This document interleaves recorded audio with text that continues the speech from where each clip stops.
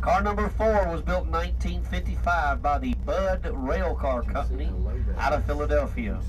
It was built for the Great Northern Railroad. It was originally the Great Northern 1331, and they ran it on their train that went across the Continental Divide on the northern end of the American Rocky Mountains. Now they added a dome to it. We use that dome as our first class seating. When you're up in that dome, you get a beautiful bird's eye view of all the mountain and river scenery, and you also get free snacks on the first class ticket, as well as a host or hostess to take care of you during the trip. Now, car number 4 served the Great Northern for many years, and like a lot of other railroads, they sold it to Amtrak in 1971, and Amtrak ran it and changed the number to 9410. Amtrak auctioned it off, and a rail car dealer up near St. Louis bought it, and we bought it from him several years ago to run as our first class car, as well as downstairs coach seats. So car number 4, built in 1955 by the Budd Rail Car Company, originally as the Great Northern 1331. Now it's the Tennessee Valley 9410. All right, car number 5. Car number 5 was built for the Canadian Pacific Railroad. We're one of 18 cars built, and it has a number, but we call it by its name. It's so special, it's got a name. Its name is the Algonquin Park. Now, Canadian Pacific named all of that series of cars the Park Series, and they were all named after large provincial parks throughout the country of Canada. The Algonquin Park was named for the Algonquin Indian tribe, native to that area, and it's, I believe, north of Toronto. And it has a lot of things inside of the park. It has a big mural that is a painting of the park, and it has a etching, a vinyl carving of things that were native, or things that were common to the Algonquin Indian tribe. But that car is our first class car. It has a dome for first class, bird's eye viewing, but the back of the car is tapered off. It's rounded off and has windows all the way around the back of the car. And that's what we call our observation area. Back there you get a beautiful panoramic view of all the riverside and trackside scenery. Now, how in the world did a car come from Canada down to Tennessee? Well, I'm glad you asked. That car is privately owned. The gentleman that owns it happened to be sitting right next to me. He'd get mad if I didn't mention him. He bought that car and used it on a similar railroad museum called the Blue Water Railroad Museum. And they didn't have their own tracks, but they ran on a short line railroad. Well, short lines are good for tourist operations because most short lines only run Monday through Friday and have the weekends off. So they ran their train on the weekends. Well, that worked out well for them. They had lots of nice trains, and it worked out well. They would pay the company they owned the short line. But then that short line got bought out, and the new owners told them, sorry folks, no more passenger trains. They didn't want to pay that liability insurance. You have to carry millions of dollars worth of insurance to run passenger trains. So there he was, had that car and nowhere to run it. Now, being part of the Blue Water Railroad Museum, our bosses went up to Michigan and we bought 2 cars from them. We bought a dining car that we use on our dinner train, and we bought a passenger coach that we use on our local, or sometimes when they come back, our Georgia trips. And just for good measure, they felt so sorry for us, they gave us a free train car. It's what we call a basket case. It didn't even have any seats inside of it. But we wanted that car because it was originally a Southern car, a Southern streamlined car. And it's currently undergoing renovation now in our shops in Chattanooga. So while our bosses were up there, they met the fellow that owned car number 5. And they made him an offer he couldn't refuse, said, look, we're going to pay you all this money if you'll rent us that car and send it to us. So he sent that car all the way from Lansing, Michigan, Hiwassee, Michigan, down to Etowah, Tennessee. And our friends at CSX brought it out to us about 10 years ago, I believe. So 10 or 12 years ago. It's been a long time. So we are glad to have that car because it is our first class car along with the dome of car 4. But very interesting history on all these cars. So that's the history of the cars you're riding in today. We should be coming into Appalachia Station in just a few moments. Now they actually had 2 depots here, a passenger depot and a freight depot. Now I would never want to call L&N. I love the L&N. I would never want to call them a cheap outfit, but their idea of a freight depot was pretty darn frugal. All it was a wooden boxcar with the wheels taken off, set up on pilings, and they took a saw and cut one door in and one window in and said, all right, fellas, there's your freight depot, put your desk over here in the corner. And that's all it was. In fact, most of the freight depots along this line were those old boxcars, and they were pretty sturdy. In fact, one even exists today back in Reliance. The Webb family we talked about, they bought the old depot, drug it across the river on a wagon, and put it next to their barn, and they're still using it for storage to this very day. I think it's on about its 3rd roof, but still, they use it for storage. But Appalachia Station was the railroad point for the town of Appalachia across the river.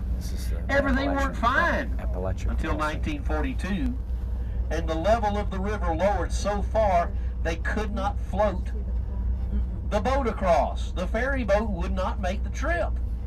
So everybody moved out of Appalachia. Now Appalachia Station stayed up and running because all the trains had to stop here. If it was a steam locomotive powered train, by L&N rules, you had to stop and take on water. Now I want to give you a little principle of steam locomotives. When they're on flat land, oh, they work perfectly. When they start going up the mountain, there's the possibility of an air pocket forming in the front top part of your boiler, and if that happens, the boiler will go boom. So every fireman in that locomotive knew he had to keep a full boiler, so he always topped off with water back there at Appalachia Station. Now if the passenger train stopped and took on water, all the passengers would get out. There was a little store back here, several houses, and that water tank. There was also a short side track that a steam locomotive, a separate steam locomotive stayed on, called the pusher locomotive. His job was to couple up to the back of the freight trains and help push them up the mountain. Well, all that rocked along real good until they swapped to diesel power and they quit stopping. So when the trains didn't stop anymore, everybody moved out of Appalachia Station. But eventually they built that road across the river. The road on the other side was called Tellico Road, went to Tellico Plains. And here we go over the bridge of Highway 68. And the other way, it was called Copperhill Road. Highway 68 starts at the Georgia state line in Copperhill and goes almost all the way in a northwesterly direction through the state of Tennessee. It goes through Tellico Plains, goes through a little community called Coker Creek. Then it goes through Madisonville, goes under US 411, I believe, in Madisonville. Then it goes, crosses US 11 in Sweetwater, and goes on to Spring City, Tennessee. There in Spring City, it merges with US 27 north, goes north several miles, then splits off of 27 and winds its way up the Cumberland Plateau and goes right through the middle of downtown Crossville, Tennessee. Once you get out of Crossville, it merges with a different highway that'll take you on up to Kentucky. But now that we've passed over Highway 68, we are starting our climb up Bald Mountain. Here we go. Now, the reason they call it Bald Mountain is not because the fellow that found it didn't have any hair, but because as soon as the Cherokee Nation was removed from this area, they cut all the trees off just one spot. They made a bald spot. The reason they just cut it off that one spot is that was the spot right over the river. When they harvested those trees, there was no railroad up here. There wasn't even a good path, so the only way to get those trees out was to float them down the Hiwassee River to Appalachia. They pulled them out and they sent them to the sawmill there in Tellico Plains. So it's entirely possible that a lot of the older buildings there in Tellico, original buildings, were used wood harvested off of Bald Mountain. So they made that big bald spot. They cleared every bit of it out. And it stayed cleared. Some brush did start growing up. Some trees started growing up. But then the railroad came through with the loop. And when they ran the loop through the bald spot, they made things a little steeper. They had to carve out the shelf, and they made the mountain a little bit steeper, and they started having a problem with erosion. But you know as well as I do, for every problem we have here in America, the government's got an answer. Oh, yeah. In the 1920s, the federal government came to the American South and said, "Oh my gosh, y'all got a terrible problem with erosion. Oh, I know, here, plant this little plant. It will solve all of your problems." And the name of that little plant was kudzu. Kudzu, yep. Kudzu's from Asia. It was used to growing in volcanic-based dirt. Once it hit the fertile dirt of the American South, plus it loves heat and humidity, it took off. Our track director assures me it grows about 3 or 4 inches a day sometimes in the middle of the summer up here on the mountain. I talked to a family that lived in the Mississippi Delta down in Louisiana. It grows 1 foot a day in the Mississippi Delta. Thank you, government. But the good thing about that kudzu is it preserved that bald spot. So as we climb up this mountain, when we get to that bald spot, we're going to get a beautiful view across what we call the Hiwassee Gorge. Now we climb the whole time. From back there at Appalachia, we climb. And the steepest part is about a 2% grade, but it averages about 1 to 1.5% through most of the loop. So it's a pretty stout climb all the way up through the loop. Now this is the mountain, the first time they came through with the switchbacks. You literally had to zigzag back and forth up the mountain.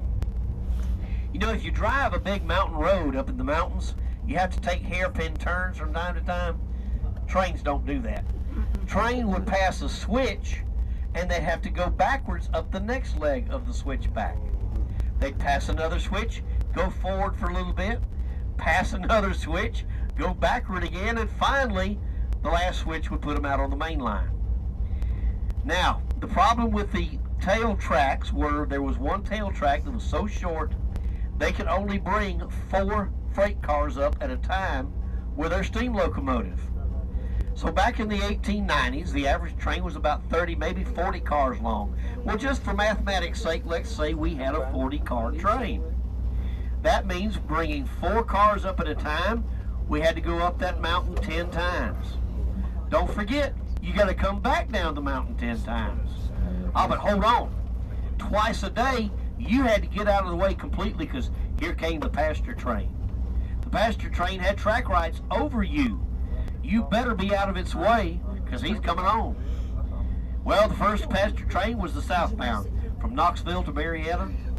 As soon as he cleared, you could get a little work done, but then about an hour later, here comes the northbound from Marietta up toward Knoxville. Good. Now he's out of the way. We can get to work, right? No. Now you got another freight train that was behind that passenger train. He's trying to zigzag his way down the mountain. So it became a terrible bottleneck. And it delayed the train significantly enough to where the shippers started shipping back through Chattanooga to get their freight to Atlanta. So the first 2 railroads went bankrupt. But the next bunch, they had a different plan. They wanted to build around the mountain. Well, when they got to figuring out, they realized it was going to take time to build 2 very expensive bridges across the Hiwassee River. So, not dealing with mountain railroading very much, the new guys, they called on their friends with L&N. They said, "Hey, would you mind sending that fella that built all your mountain railroads out here? Show us how to build one here, tell us what we need." And they sent their best man. His name was Thomas Abers. He came from Louisville, Kentucky out here, stomped around this mountain for 2 days and presented his plan to him, said, "Fellas, what y'all need are loops." He originally had designed 2 complete separate loops up the mountain, and that resulted in only a 1% grade. Well, the railroad was brand new, didn't have a lot of cash, so they decided on 1 loop up the mountain, and that resulted in a little steeper of a grade, a 2% grade.